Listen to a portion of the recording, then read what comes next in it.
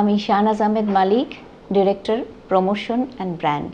Global gap মূলত এটা আমাদের দেশে একদমই প্রথম একটা কনসেপ্ট, যার অর্থ হচ্ছে গুড এগ্রিকালচারাল প্র্যাকটিস। আমি খুব গর্ববোধ করি যে এই আঙ্গিকে আমরাই প্রথম কোম্পানি যারা দ্বিতীয়বারের মতো গ্লোবাল গ্যাপ সার্টিফিকেটটা পেয়েছি ম্যাঙ্গো এবং তার পাশাপাশি কিছু সবজিতে।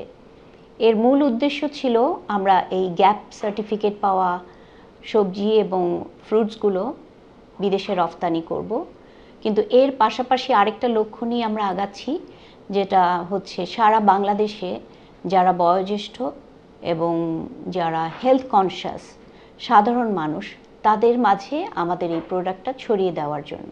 এই গ্লোবাল গ্যাপ ম্যাঙ্গো আমরা মার্কেটিং করছি কয়েকটি উপায়ে। প্রথমত, যারা এক্সপোর্ট করছে এক্সপোর্টাররা আমাদের থেকে এই গ্লোবাল গ্যাপ ম্যাঙ্গোটা নিচ্ছে, আমরা সুপার শপে সাপ্লাই দিচ্ছি এবং আমরা অনলাইনেও এই আমটা বিক্রি করছি।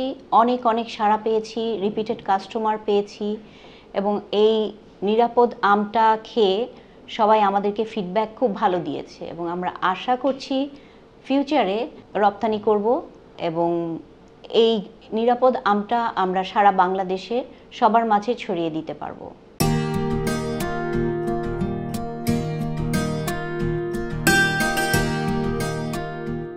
এআর মালিক সিডস সম্প্রতি 12টি ফসলের উপর গ্লোবাল গ্যাপ সার্টিফিকেট পেয়েছে।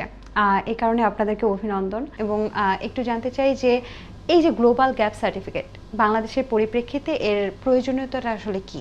সবচেয়ে বড় জিনিস হচ্ছে, যদি আমরা ফ্র্যাঙ্কলি বিদেশে এক্সপোর্ট করতে চাই তাহলে হচ্ছে গ্লোবাল গ্যাপ সার্টিফিকেট ছাড়া হচ্ছে বাইরে এক্সপোর্ট করা সম্ভব না। কিন্তু গ্যাপ যে ব্যাপারটা আছে, গ্যাপ হচ্ছে গুড এগ্রিকালচার প্র্যাকটিস।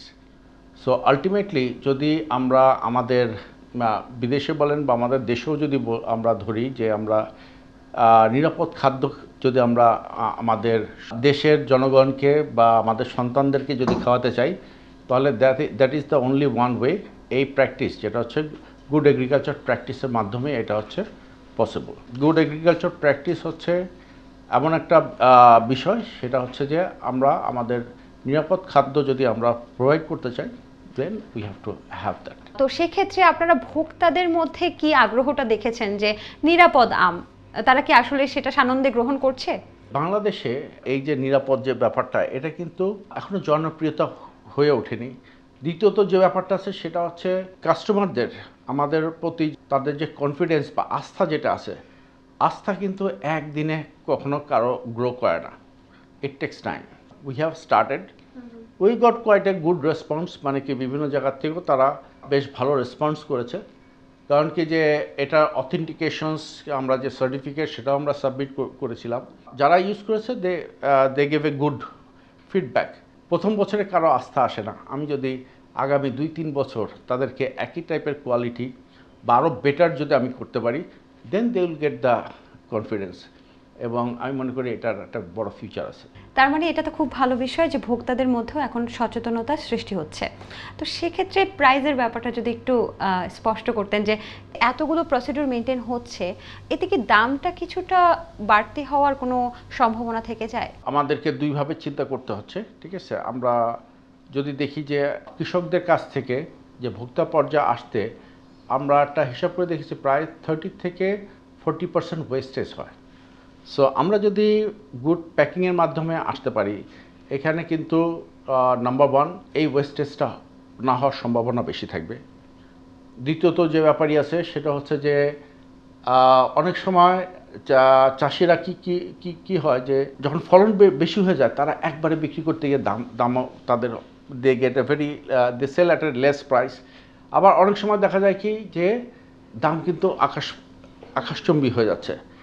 সো আমি পার্সোনালি বিশ্বাস করি, যদি হচ্ছে আমরা এই টোটাল জিনিসটাকে মেনটেন করি প্রপারলি এবং প্রপার প্যাকেজিং এবং ইয়ের মাধ্যমে, we will be able to establish a fixed একটা রেটের মধ্যে চলে আসবে। মানুষ জানবে যে আমি যখনই যাই the price will be this.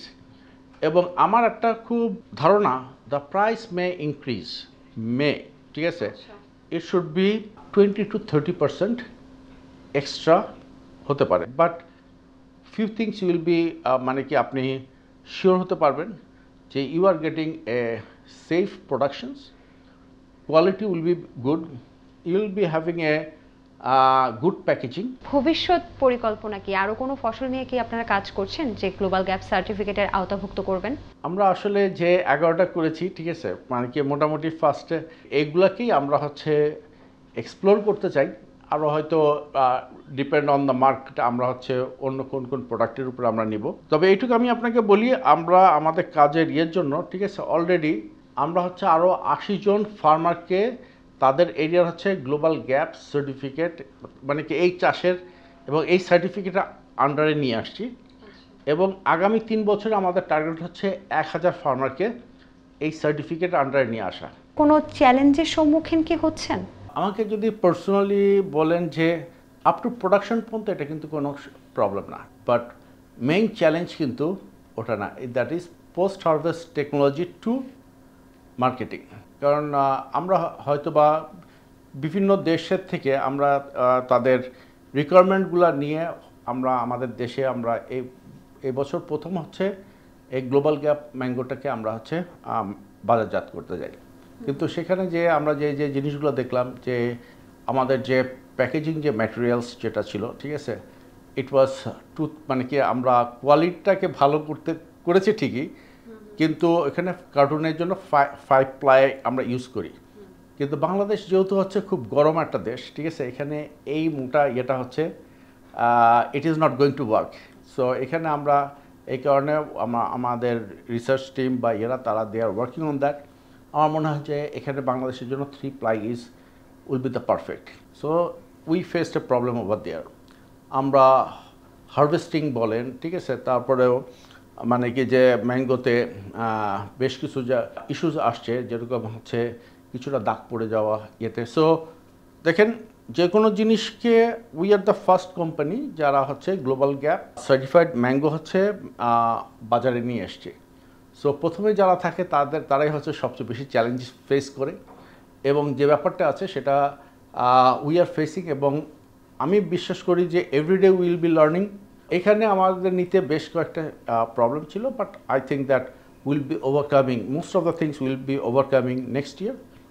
আর হয়তো আগামী আর দুই বছর বা এরপরে উইল বি পারফেক্ট। এইসব পদক্ষেপের মাধ্যমে আসলে আমাদের পুরো ফার্মার এবং আমাদের পুরো ভোক্তাদের কাছে নিরাপদ খাদ্যটা পৌঁছে যাবে, এটাই আমরা আশা করি। আপনাকে অসংখ্য ধন্যবাদ, অনেক মূল্যবান সময় আমাদেরকে দিয়েছেন।